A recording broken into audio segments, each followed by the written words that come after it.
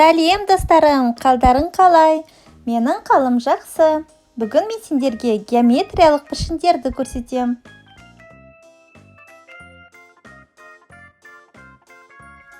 Үш бұрыш, жұлдыз, трапеция, жүрек, гүл пішіні, шаршы,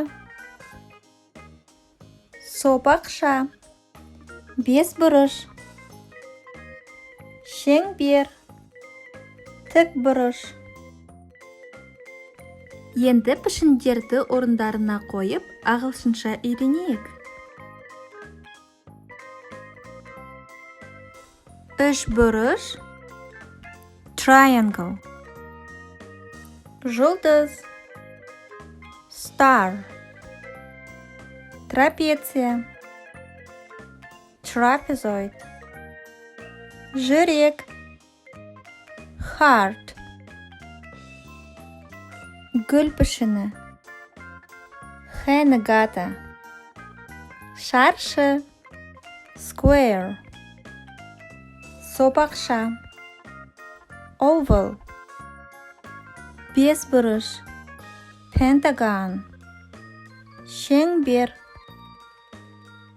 circle, тік бұрыш, rectangle.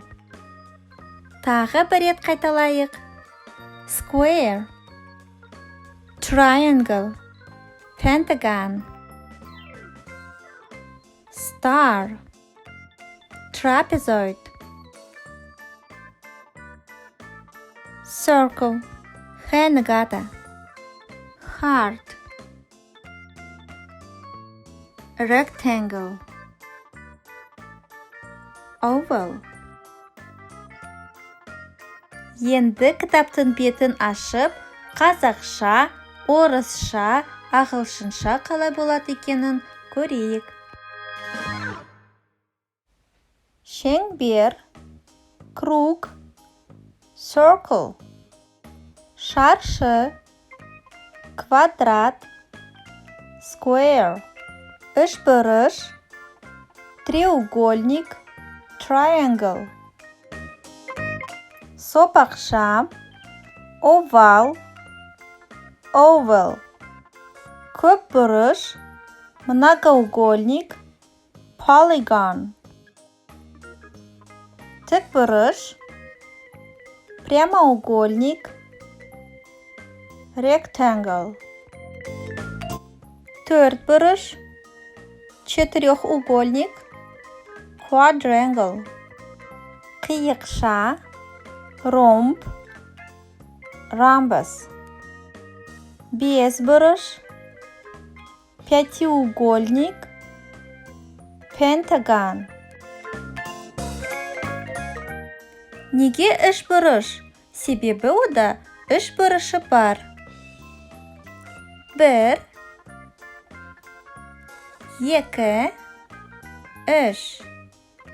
Бірінші бұрыш, екінші бұрыш, үшінші бұрыш. Үш бұрыш. Төрт бұрышта төрт бұрыш болу тиісті. Бірінші бұрыш, екінші бұрыш, үшінші бұрыш, төртінші бұрыш. Төрт бұрыш. Бес бұрышта бес бұрыш. Бір, екі, үш, төрт, бес. Бес бұрыш.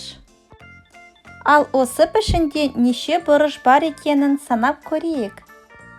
Бір, екі, үш, төрт, бес, алты. Тым көп боп кетті. Көп бұрыш. Сасауда төрт бұрыш. Дұрыс айтасың, бірақ төрт бұрышқа қарағанда оның бұрыштары тік. Сол үшін біз оны тік бұрыш деп атаймыз. Сасауда бұрыштары тік. Дұрыс айтасың, шаршыда да тік бұрыштыкіндей барлық бұрыштары тік, 90 градус. Тік бұрыштан айырмашылығы, шаршының қабырғаларының барлық жақтары бір-біріне тең. Сол үшін біз осы пішінді шаршы деп атаймыз. Тағы да шаршы. Иә, ромбының да барлық жақтары тең, параллелограмм. Тура дөңгелек пішінді біз шеңбер деп атаймыз. Ал сопақтау дөңгелекті сопақша деп атаймыз.